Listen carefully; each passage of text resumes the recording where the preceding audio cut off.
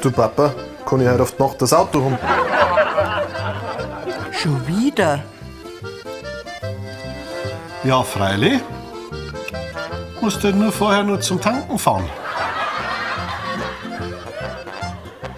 Nein, passt schon. Der Tobi holt mich ab. Ja, sagt's einmal, wo sind denn die ganzen Tupperschüsseln schon wieder? Ich hab keine. Tupper? Ich? Nein. Ja, wahrscheinlich hat's die Katz wieder alle verzogen. Auf mit deinem Rucksack.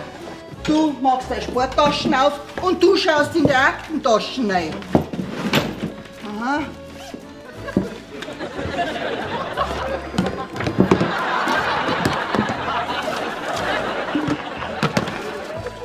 Ja, die hast du gewonnen. Ja, und jetzt wascht das alle gleich aus. Bin doch da herin nicht dein Depp.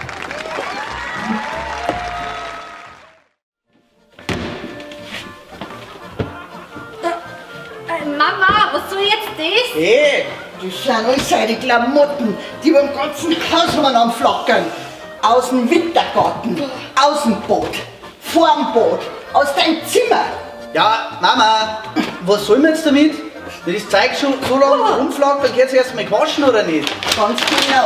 Und bis Mittag möchte ich die Wäsche auf der Leine hängen sehen. Sonst was? Sonst steht der Router ab. Schluss mit WLAN. Mein Gott, hey. Ich weiß ja gar nicht, wie so eine Waschmaschine funktioniert. Weißt du das? Schaut ein Tutorial auf YouTube, sonst zwingt's auch über alles. Bayern Comedy wird unterstützt durch die private Landbrauerei Schönramm.